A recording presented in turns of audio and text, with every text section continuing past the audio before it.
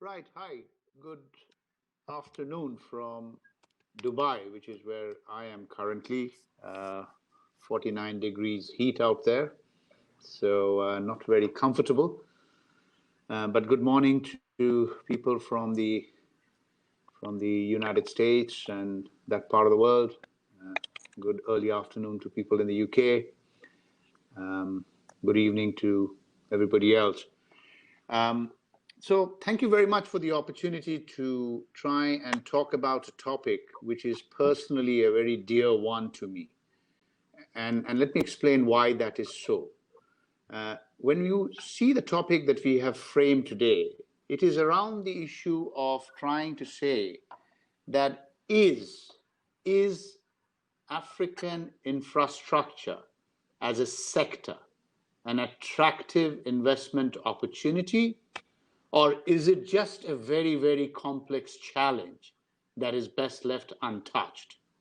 That is the question we're going to try and explore. And in the COVID world, it probably assumes an even greater significance as to whether it's indeed an opportunity or it is just a challenge or too messy or too much of a problem for us to bother about. Because the fact is that the African continent is home to more than 1 billion people. It is a total combined GDP of in excess of $1.6 trillion. Most of the world's young people live in Africa, which means goods, services, etc., has to be delivered to them. On an approximation basis, depending on whose data you're looking at, Africa has anywhere between $100 to $150 billion a year of infrastructure gap that needs to be filled up. That's a huge number in a hugely populated and large economy as the African landmass in total is. Just to give you another context, because we know it, but we don't feel it as much in our parts of the world, that if you do not have infrastructure, the worst people that suffer is the small to medium-sized companies. And that has its own ramifications. Right? Because when you don't get electricity, when you don't get water, when you don't get sanitation, it's very difficult to run a business. At least half of the top 15 most affected countries when it comes to businesses being affected because of poor infrastructure sits in Africa. That is the tragedy, that is the reality. Just to give you an example, in Mali today, an average person uses less electricity in a year than an average Londoner like Paramita does, just boiling a tea kettle every morning. That is the reality. That is the shortage that we are dealing with. Now, this doesn't make sense to me, and I'm going to proposition this as the moderator, that I feel this is the world's greatest opportunity that is in front of us. Challenges exist everywhere, but this is the world's greatest opportunity. Because, quite simply put, today, 2/3 of the global population that doesn't have electricity today resides in Africa. With the right interactions, the right interventions, the right amount of project development, McKinsey's report says that there is probably $500 billion worth of infrastructure investment opportunities in Africa. Now, when you then relate that to the global liquidity, which has been even more enhanced with the recent stimulus programs in the developed world, there is money sloshing, earning negative yields, looking for returns. And here you have the opportunity. So why is it not linking up? Why is the bridge not happening? Excuse the pun. Why is investors not queuing up to invest in Africa's infrastructure? Because clearly there is money to be made. Leslie, thanks for joining us. You work for this agency, which was set up by the African Union to try and support African governments in times of crisis.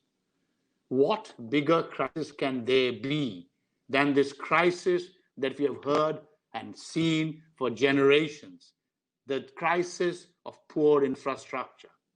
Why is it that African nations together, through your offices, through the African Union, not creating the interventions for private sector to come in?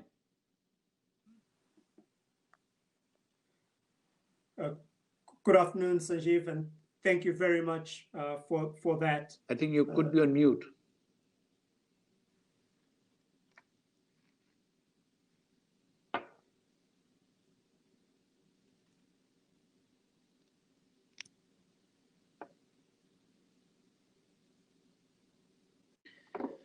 And now? So, good afternoon, Sanjeev, and good afternoon, viewers and listeners. I would like to prefix my remarks by saying that I fully share in the enthusiasm and views of Sanjeev about the opportunities that exist in Africa. The reason why they haven't been taken is, of course, multifaceted, but as investors, I think it's not good enough for us to sit around and just talk about the problems and the challenges that we face. I think our focus should really be on how we can exploit this opportunity that presents itself. For all of us around the table, being Africans, having strong connections with Africa, it represents a unique opportunity for us. Because if you think about it in terms of classic finance, alpha or outperformance comes from having an edge, which could be knowledge that some other people don't have. What will it take to take advantage of the opportunity? I see a number of steps that need to be taken. The first one is de-risking from the political risk side. And instruments for de-risking exist and have existed for a very long time. As an insurance man, I can tell you that I've spent a big part of my career working in the political risk insurance space. And then this helps give investors comfort that their investments will be protected when they get into Africa.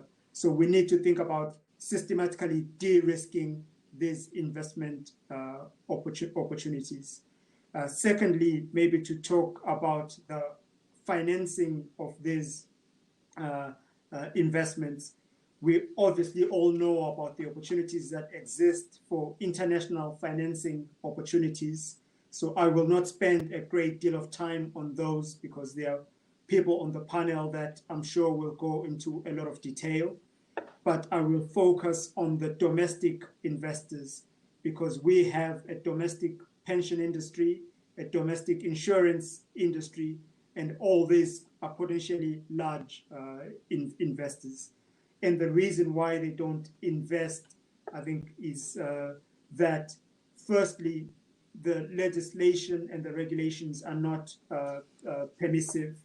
The regulations tend right now to encourage investment in government bonds as these don't attract any capital charges. So you have this perverse scenario where the government has to borrow money to finance infrastructure projects when this can be financed directly by institutional investors. And then the second reason maybe why investments are not at the level they should be is about expertise, because there is a technical expertise that is required to support this type of investments. And this is where institutions like development financial institutions could play a big role in upskilling the domestic industry. So I've gone into a lot of detail and I've raised quite a number of points. So maybe I will stop here to let my fellow panelists weigh in. Thank you, Leslie. And you are still based in Nairobi right now as you speak, correct? Yes. Okay. So that is a great context that you put together here. The issue of de-risking, the issue of project preparation, the issue of how to bring in domestic investors in, which they are currently not. And you also talked about the capacity issue, right? Paramita, you work for, what can I say? one of the largest infrastructure funding groups in the world, right? You guys, as an institution, I think have invested close to $20 billion globally in this sector. You cover Africa. Tell me, if African infrastructure has to attract or is to attract investment, what, in your view, are the facilitating aspects that the environment has to consider? The political environment, the legal environment, and the funding environment. Sure. Good afternoon, good morning, good evening to all the listeners and my fellow panelists. It's a pleasure to be here. Sanjeev, thank you for directing me to a very favorite talking point. It's something we worry about on a daily basis. But and I'll also briefly, I think, go back to what Leslie mentioned as challenges in the African infrastructure space. So I think even if we take the African context aside, one of the fundamental challenges of infrastructure finance from our perspective is that, very often this infrastructure is built for 20, 30, 40, sometimes 50 years. And investment, whether it's debt, whether it's equity, infrastructure financiers are often looking for returns in a span of 5, 10, 15 years. So inherently, there is a mismatch because very often infrastructure needs to be priced properly. There is a social mandate that governments are quite worried about, so pricing has to take care of that. So there is a mismatch. Now, given that, starting point, and then the political risk perception of Africa, I think a lot of it is also media discourse and discourse that is generated from outside Africa, around Africa, and not all of that is accurate from our experience in investing in Africa. So if you just look at the Emerging Africa Infrastructure Fund, was set up in 2002. So we've been around close to 20 years now, and we've invested in about 35, for example, IPPs in Africa. So our experience, for example, in Ivory Coast, you had the civil war, but the Azitos and the Cyprels, they were paid throughout. There were delays sometimes, but they were always ultimately paid. So these are base load power, they are still functioning. So that's one aspect of it. And the second thing is, in the coronavirus world, we are seeing actually how our portfolio companies are holding up and overall how our portfolio is holding up. So within Emerging Africa, within Investec, as institutional investors, we are actually very, very positive about the opportunity that Africa and African infrastructure finance presents. We close between 5 and 10 infrastructure finance transactions a year. And I will say there are challenges. Challenges are manyfold, and I can quickly go on to that. But which investment is without its own risk? I mean, as long as you're pricing for the risk. I agree with you there, Paramita, that ultimately investing is about risk management. It's not about avoiding Absolutely. risk, correct? I will Absolutely. come back to you and ask you to tell the audience about how you have managed those risks. I'll come back to you, I promise you. But Sure. Allow me to bring in Jeffrey. And I'll tell you why Jeffrey is crucial to this panel. Jeffrey represents the private sector, the cruel, brutal capitalist side of the financial world, right? He works for a Gulf-based family business which runs, builds, develops logistics and warehouse businesses across the Middle East and now into Africa. Jeffrey, why did you go to Africa? Who told you to go there, and how has it been? So I joined Agility in 2016, specifically to put an agenda together for Africa. And that was because the board, my colleagues, and my chairman specifically, thinks that Africa has got the biggest growth potential of any market we could invest in globally. That doesn't mean there's not lots of challenges along the way, and I think there are. But the reality is, if I run through our sort of investment thesis, firstly, we decided that it should be a private sector initiative that's 100% private sector. So other than the normal investment promotion agency type incentives, we're not looking for special deals with governments or whatever. So that makes it much easier to execute. One of the problems of doing infrastructure projects in Africa is it just takes a huge amount of time.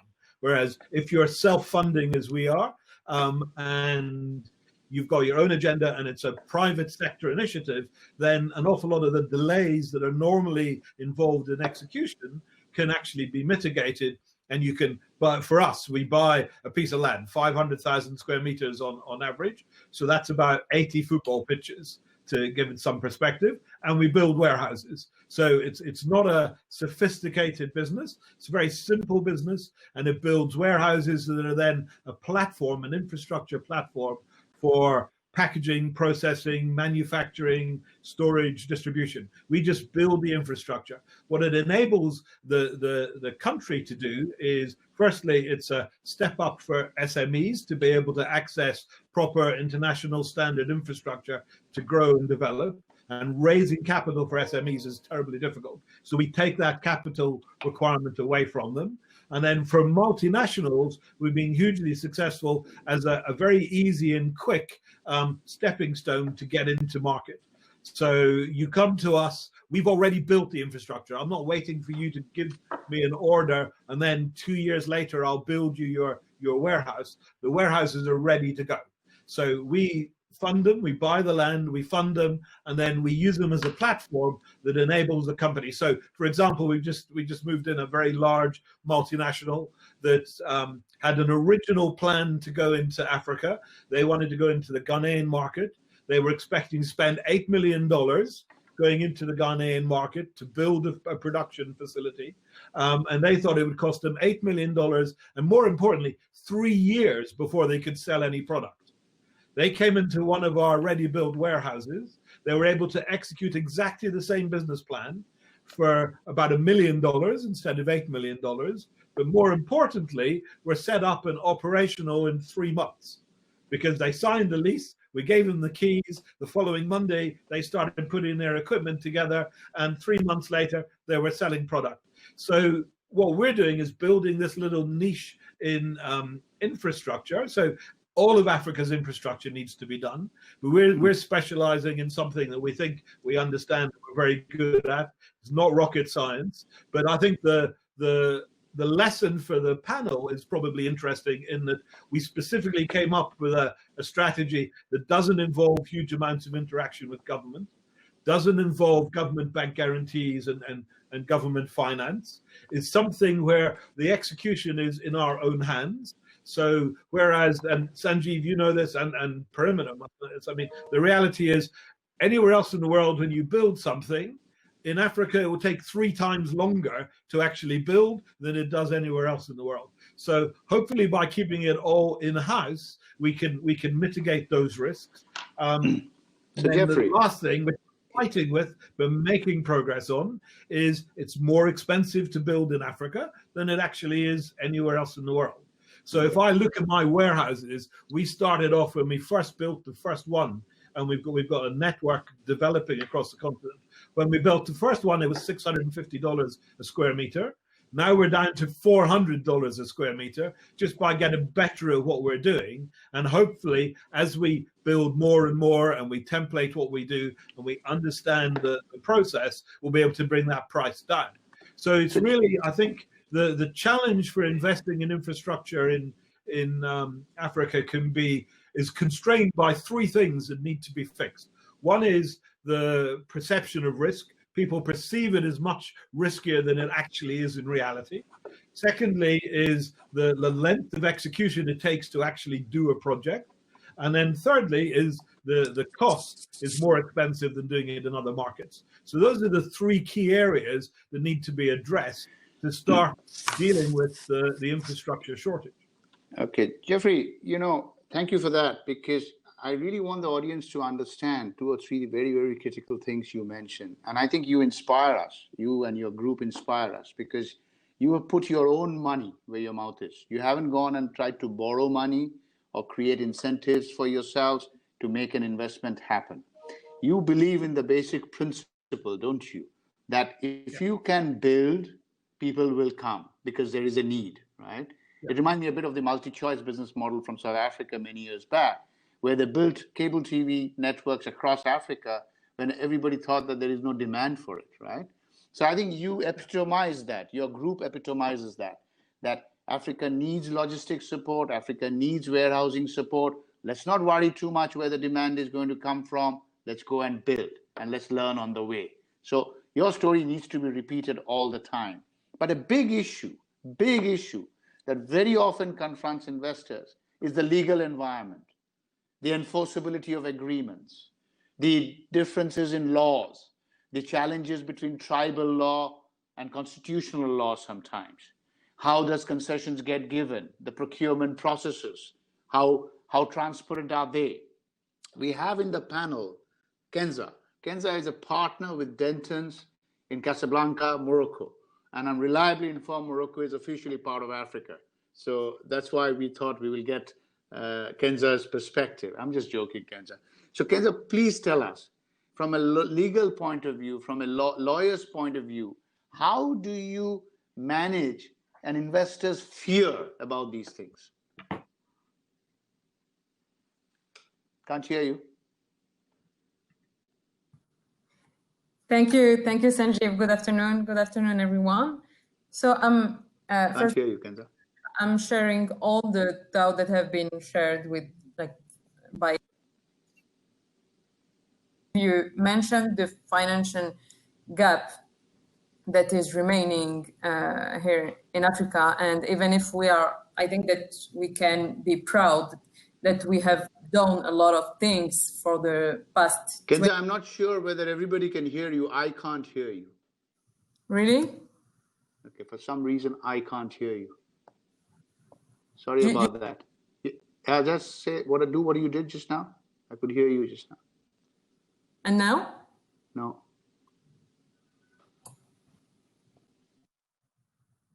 Sanjeev, okay. All right. No. Please carry on. If everybody can hear you, I'll catch up with you. Just carry on, please. Okay. So I was saying that we can observe that a lot have been done for infrastructure in Africa, and I can speak especially for Morocco for the past 20 years, but there is significant needs remaining. And I think that we can also observe that so far the infrastructure financing has been overwhelming supported by the countries of the region, especially in Sub-Saharan Africa. And I think that Africa instead would not be able to find all the required financing, even with all the support of GFIs, etc., for all the remaining financial gap. And I think that this financial challenge can be a great opportunity for the international private sector. In practice, like in our practice, we observe that most of the international companies are involved in service agreements and not as investors, mainly due to lack of protection against counterparty risks. And we can mention, for example, all the legal insecurity, the lack of transparency of jurisdiction, the changes of law, and many things. So I think that in this context, it would be difficult for companies to mobilize adequate resources to make a sustainable commitment. And unfortunately, Africa is also criticized for a lack of clear vision in terms of infrastructure policy, which does not seem to reassure investors. So I think that we have a lot of lessons to learn from our past mistakes and focus on the project that will be implemented over the next 10 years. And I think that for that, there is many challenges that need to be addressed. And one of the main challenges is the harmonization of the legal and regulatory framework and practices that could enable public players and investors to capitalize on a common definition and basis for example, PPP schemes, and more generally, the adoption of an adequate legal framework. In fact,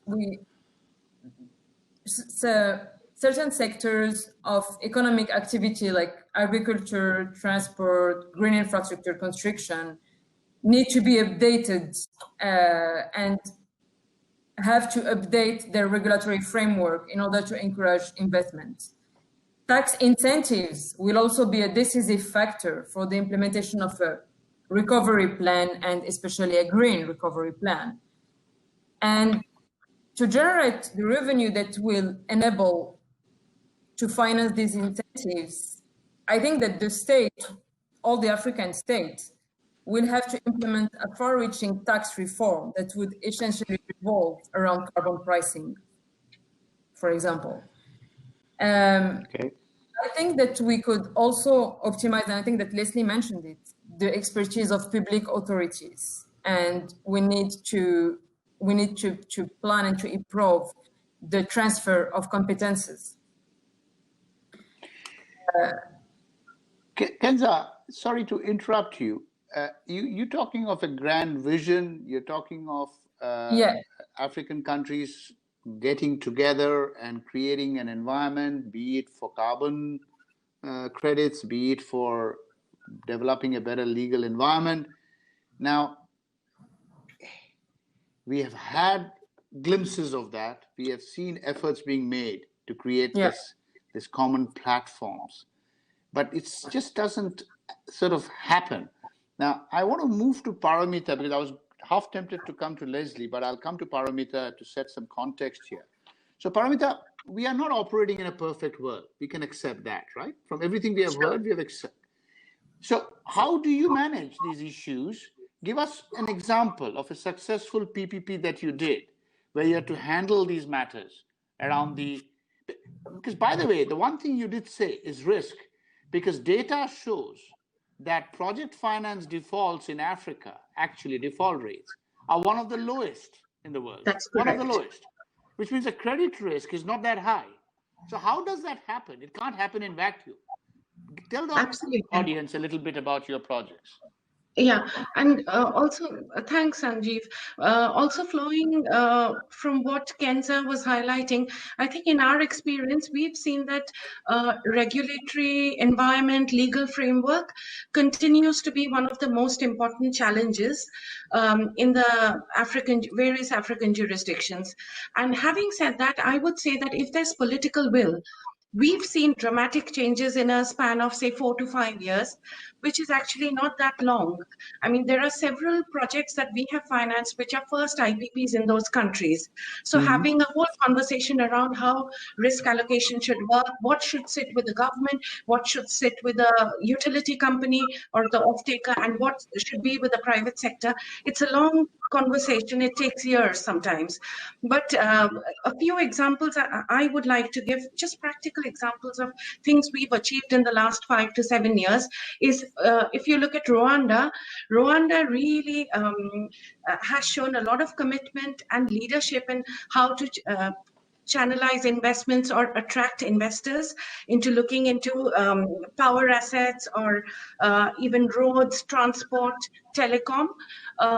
In a span of about 3 to 4 years, we did a few landmark transactions in Rwanda. So first was the Gigawatt Solar. It's a small solar IPP, but it's one of the first in East Africa. So we did that with FMO, the Dutch Development Bank, but it was, from our perspective, delivered in record time. So we were contacted in mid-year, and by next January, we were signing financing agreements. So we actively worked on it in a span of 3 to 4 months to get that done. And this was Rwanda's first IPP. So it was phenomenal. We had done Kivuwatt, which is another very landmark transaction. It's a technology that's kind of new and untested at the point where we extract methane from Lake Kivu and use that methane for power generation. So there were lots of discussions around risk, new technology, etc. But we got that done. It took a bit longer, of course. And then one of my favorite projects, which is the Kigali Bulk Water PPP. It's one of Africa's substantial water PPPs. That took us a bit of time. We were mandated in 2015. We went in, we saw that the Rwandan government was very committed in delivering this project, and there was a huge demonstration effect to be had, because very often with multilaterals, we sit around the table thinking about how to facilitate investments in the water sector, how to attract private investments, and it never really takes off. But having said that, this was a project that was actually prepared by IFC's PPP advisory unit.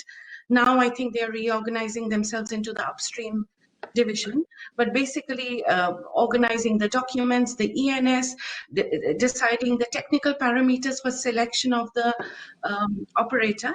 And then Metito won the bid, and Metito mandated us to arrange the deck. The problem with, I think, on many levels, I think the water PPPs are similar to power PPPs, except there is a huge social element around pricing.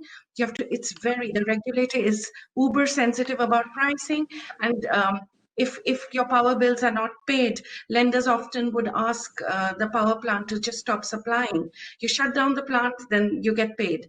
For water, you could never ever conceive doing that, especially given who we are and the social mandate and the development mandate, and given its water, which is a basic human necessity, we could never ever conceive doing that.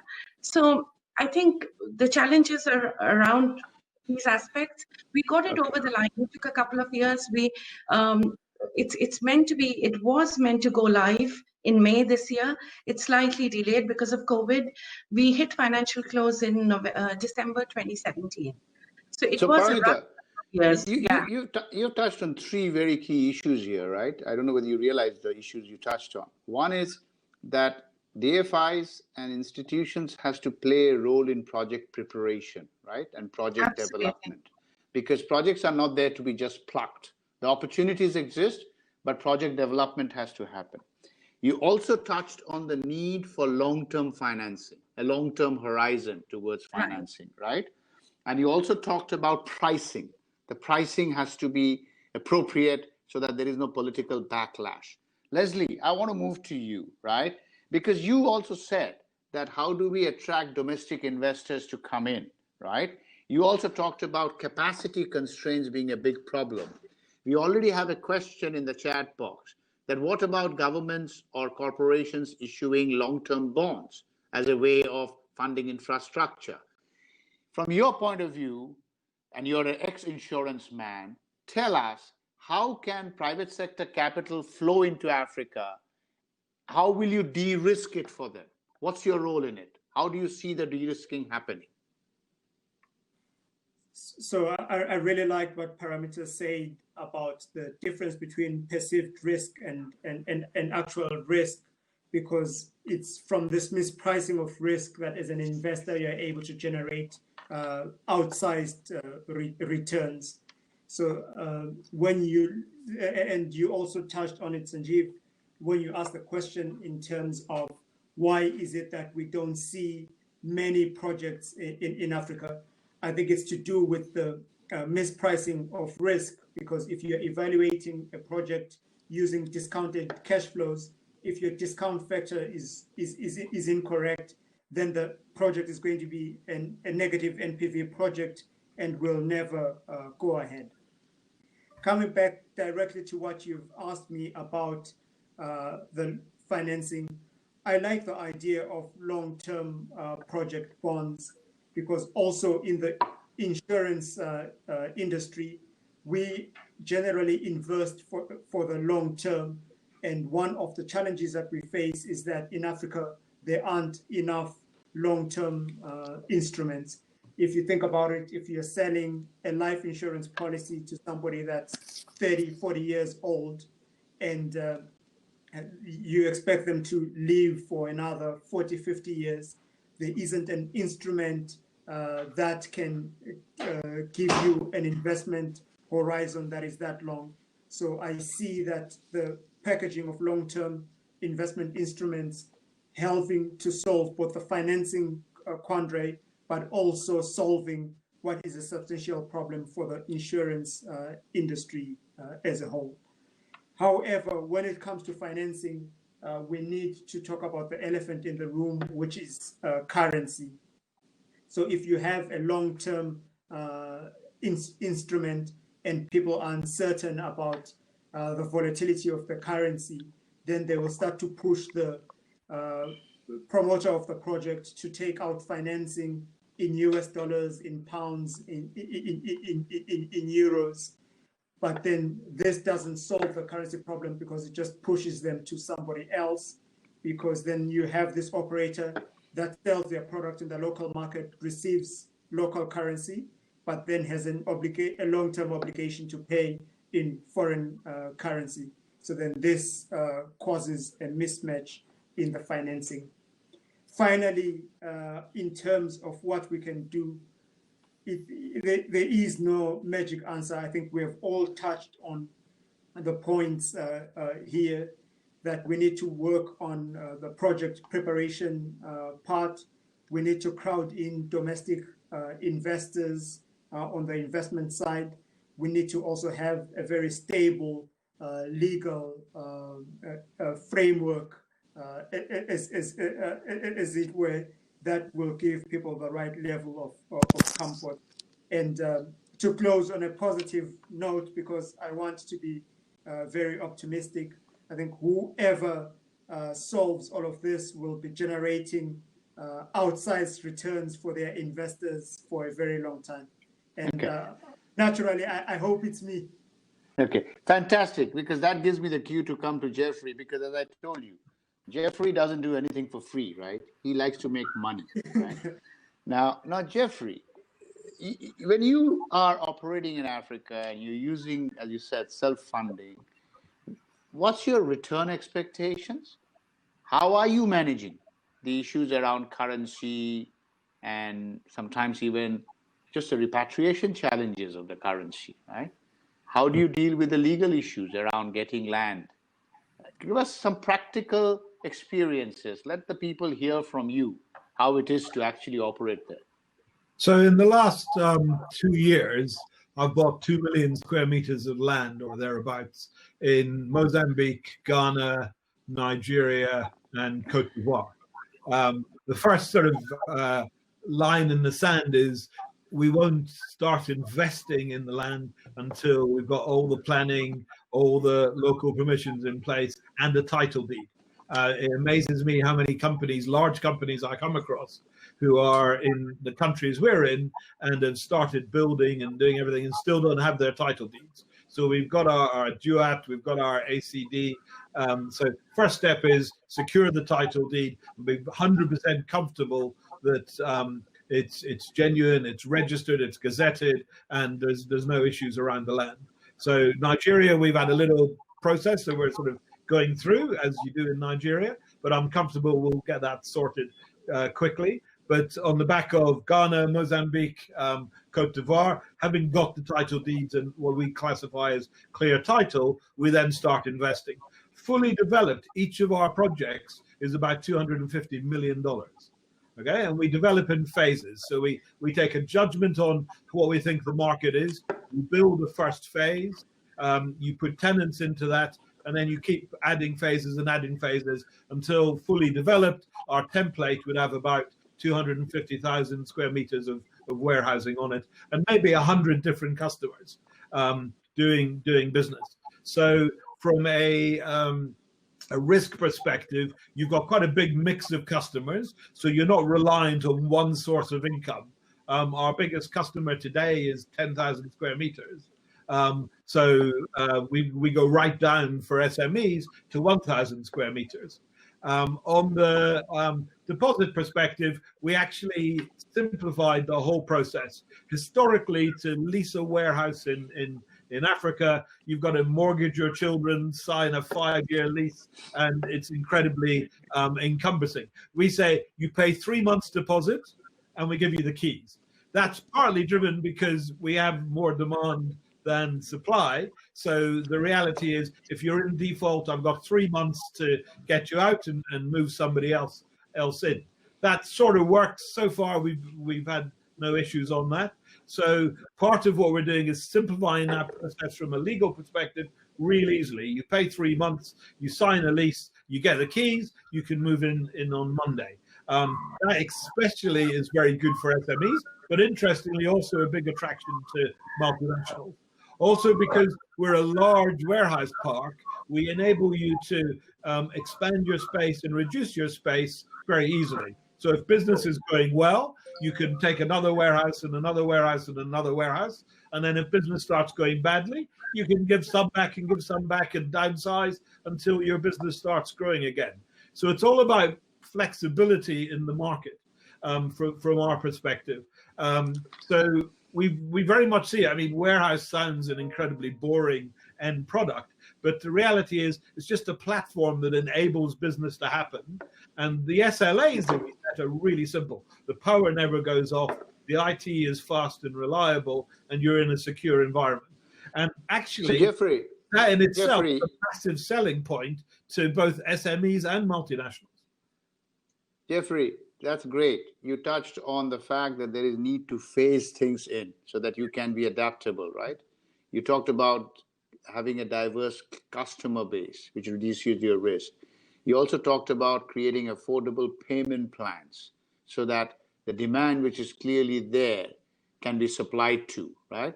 But you didn't tell us what money you're making. What's your return expectation, Jeffrey, out of all this?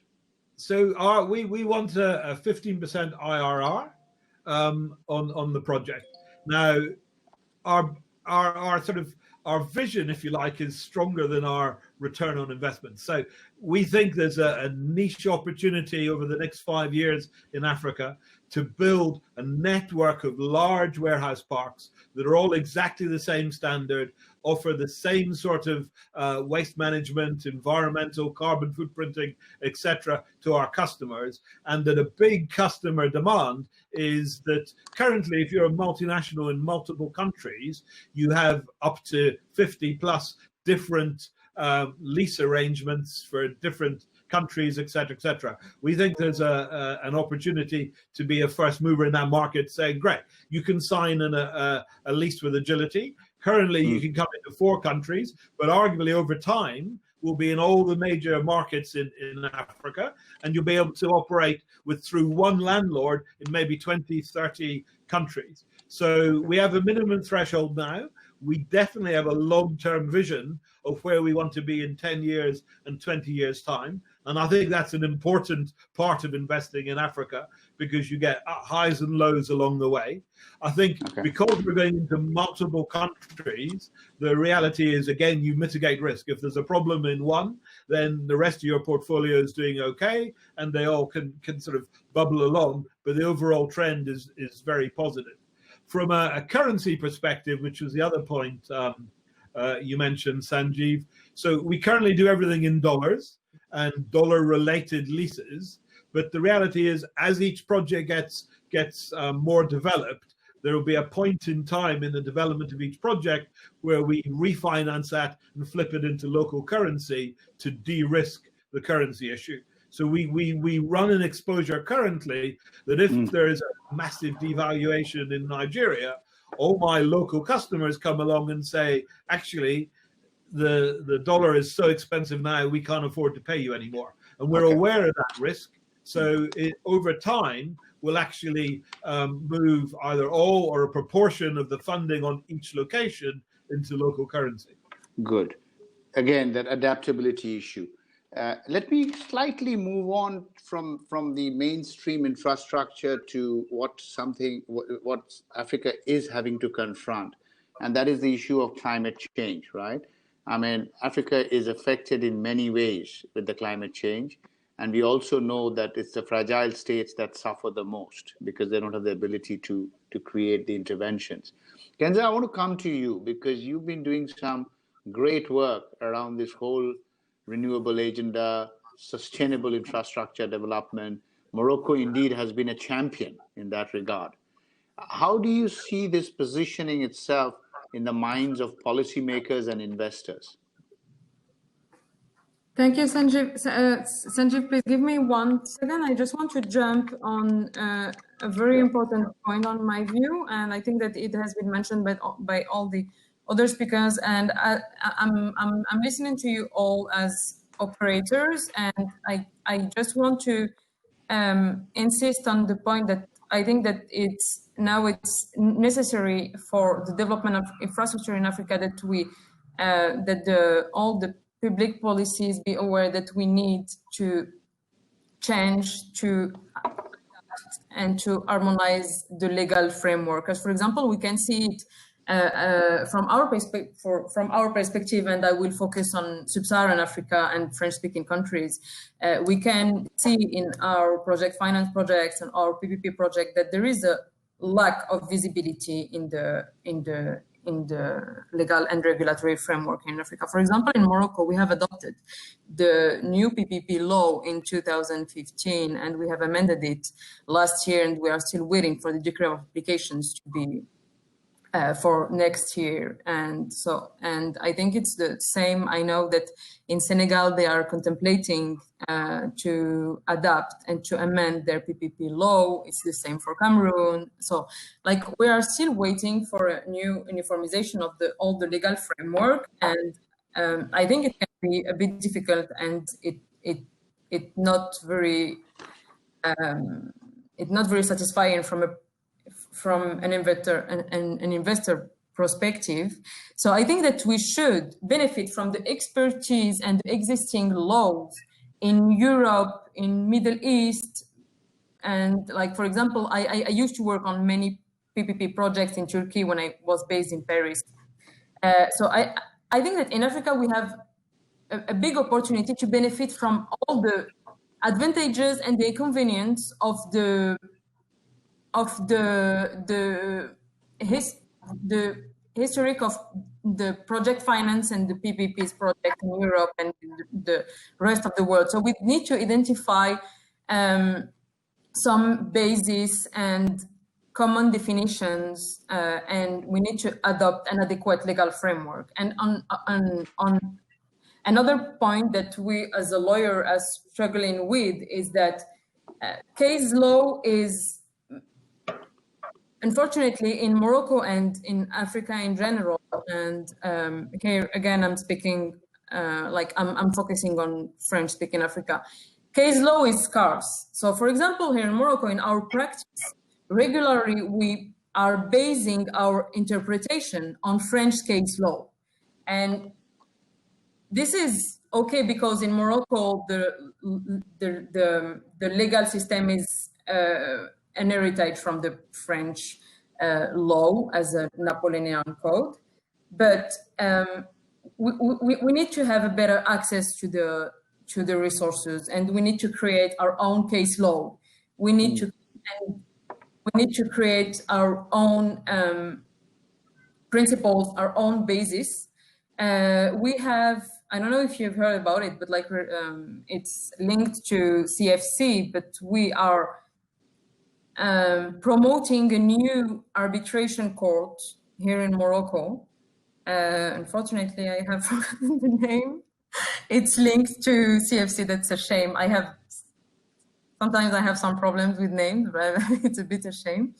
But I think that we need to promote our own institutions, our own legal framework, and I think that we need to focus on something to make things better and to encourage investors here in Africa. And I think that there is a lot of things to be done on the optimization of the expertise of public authorities as well. Like, for example, I can mention the planning and the prioritization of the infrastructure projects, maybe the establishment of a fund dedicated to feasibility studies. We need to manage all the offers for, like, for example, for PPPs and especially the spontaneous offer, and to control the contractual aspects for a balanced distribution of risks. So I'm sure I'm a bit far from the question around climate change. No, that's important, what you said. There is a need for uniform legal frameworks for institutions in Africa to be the framework around which laws can be enforced. Those are important points. But just spend a minute or two if you can, because we're running out of time. I want to ask final questions to the panelists. Just tell me a little bit about the sustainable infrastructure side quickly. So I think that talking about sustainable infrastructure, I think that now we are all agreed that public health is a political choice that we are facing today. And maybe we will face it again if we do not subscribe to a zero carbon vision with a fair and healthier society. So I think that it's, again, a role that our public policies have to play to prioritize measures that promote health, environment, and sustainable development. And as I have mentioned earlier, I think that one of the principal measures is to promote tax incentives. Okay. Again, legal and tax incentives to reduce all the carbon footprint here in Africa. And I think that we should focus on infrastructure that can help us to promote health, environment, and sustainable development. So we need to prioritize social infrastructure, and I'll come to this. Come back to this. Let me move on, Kenza. Leslie, you heard that, right? You heard the need for a Pan-African institutional framework, uniformity of laws, prioritization of social infrastructure, right? All of this is part of the agenda of the African Union. Tell me, in today's COVID world, how are we going to do all this? Because this has just posed an even bigger problem for us, the whole economic impact that COVID has had.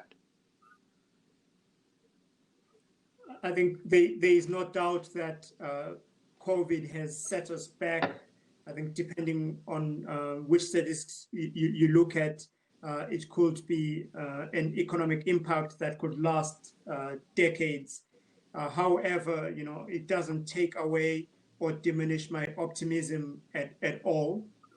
I think, as the panelists have highlighted, there are massive opportunities that exist in the space, and there are obviously barriers that we need to overcome, and we should really be adopting the solutions mindset.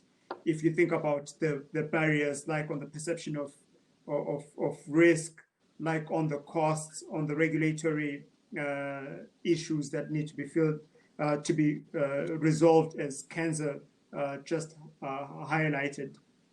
Yeah. And for me, the big issues to keep in mind is that there is a big role that can be played by domestic investors. We shouldn't necessarily think that the solution is only from international investors. On the domestic side, we need to have legislation that aligns the investment priorities of the institutional investors with the national priorities of the country, or even continent-wide priorities.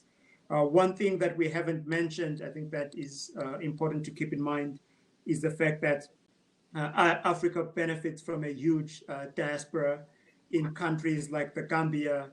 47% of the country depends on remittances. So then these are also potential pools. They need to be tapped, right? Would be tapped. Right. Absolutely. Yeah. Leslie, I'm sorry, I'm going to interrupt you. So the point you're making is COVID is a blip. It's probably a medium-term blip, but the bigger picture still remains. There are sources of money, domestic investors, remittances, even pension fund money, etc., that needs to find a way to be mobilized back in, right? That's your point, correct? Absolutely. Okay. Sorry, Paramita, I want to move on to you quickly. 2 minutes each, please. Tell me, has there been any particular issue that you are grappling with COVID today, in terms of your projects and project development activities? Yeah, so just being really to the point, the projects that are under construction, they are suffering delays. There are supply chain issues that are sort of beyond their control. And there are all sorts of FM notices that are being issued. It's kind of nice to see how they play out in practice, because as theoretical topics, we've discussed ad nauseum, but now we see them play out. But I think otherwise, I would say our portfolio is really holding up well. Why? How is it holding up? Are you providing short-term cash flow support, working capital support? What are you doing? So to be completely honest, I mean, 55% of our portfolio is power assets.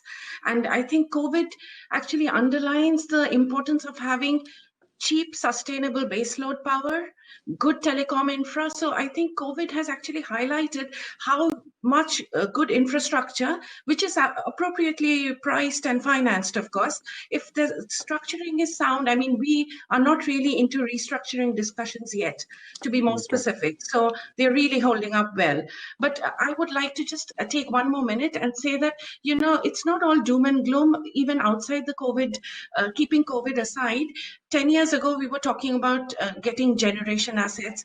Africa needs more power. That is still the scenario today. But today in Kenya, in Uganda, the conversation has moved on. We are looking at oversupply next year. Of course, these are still countries with very low penetration rates, but we are now talking about how to invest in transmission sectors and distribution, how to get the private sector in. So it's actually a positive change. It looks like nothing seems to move and everything takes forever in Africa, but actually a lot has happened in the last 10, 15 years, and we remain very positive. Thank you, Paramita. This is an interesting point you made. I agree with you that distribution has to be another area, because it's not enough to just generate, and we have to find a way of distributing and collecting money. Jeffrey, I want to come to you. Please tell us, COVID, pre-COVID, post-COVID, how do you see the world? So very quickly, I mean, I think COVID obviously is having a big humanitarian cost, but it's not having the impact in Africa that it was expected to. Touch wood, it doesn't suddenly get worse. But currently, and I think arguably just because the median age is 19 on the continent, which means it's very resilient. So from our perspective, like Paramita, we saw our projects under development slow down, but they're all coming back on track now. So there's been a sort of three-month delay in execution. But other than that, it's not had an impact. From a demand perspective, we've been staggered as to how many people are still out wanting to lease warehouses, both multinationals and SMEs. So that process has moved on as strongly as it did previously. From a long-term perspective, three of the things that we thought were very important was in Africa, we think local manufacturing is a long-term trend that is going to become larger and larger, less dependent on Chinese goods and local manufacturing. We think e-commerce has a huge capability in Africa, and e-commerce from a logistics perspective, e-commerce needs 4 times the amount of warehousing in market than traditional 40-foot container logistics. So what we've seen from COVID, I believe, is we're going to see an output that actually trends that we had said were sort of 10, 15-year long trends have actually been fast-tracked by the whole COVID process. So local manufacturing, less dependent on... So it's worked in your favor, Jeffrey. On China and e-commerce has actually all probably been sped up as long-term initiatives into a shorter-term time frame. Okay. Jeffrey, thank you for that. It's worked in your favor. Africa should be looked at possibly as a place where we can process more, manufacture more, right? That Absolutely. Is the opportunity Africa has out of COVID. Quickly, Kenza, you have the last word. Tell us, COVID, in terms of from legal contracts, force majeures, liquidated damages, what are you seeing out there? I think that with COVID, we have seen the necessity of defining of a very good definition and very good treatment of some force majeure clauses and delays in contracts. And for example, we can see that bad water usually is not qualified as a force majeure. So it's usually provided for in clause relating to the legitimate cause of delay by applying a certain technical criteria. But now with COVID, I think that we are all facing a new concept, if I can say juridically, because it's... You got 30 seconds, Kenza. Sorry. Yeah. I'm sorry, it would be a bit complicated in 30 seconds, but logically, we know that there is no force majeure that seems to be acquired if there is an epidemic pre-existing to the contract, or if it's known, or if it's previsible. But and there is no force majeure that should be recognized if the epidemic is no endemic and non-lethal. That it's not the case here with the COVID. So like we can see that COVID may present all the characteristic of the force majeure. It's a new epidemic. It's without any known treatment, and it's potentially lethal. So I think that there is a lot of new things that we can expect in managing all these new threats in our contract and in our management of agreements. Okay. Thank you, Kenza. Sorry, we ran out of time. So essentially, the parting words, I think, is Africa still represents huge opportunities. Infrastructure, most certainly. Private sector capital is coming in. Project development seems to be the way to develop, create, and make commercial returns out of it. Adaptability is key. How you price it, how you collect it from customers is important. And from a legal point of view, yes, there is a need for uniformity. Yes, work is going on there, but at a practical level, governments and policymakers are receptive to private sector dialogues. So therefore, once you start engaging, I think there is returns to be made. That's the message that I think we are getting. Thank you, everybody, for your time. Thank you so much. Thank you. Pleasure. Thank you so much. Thank you.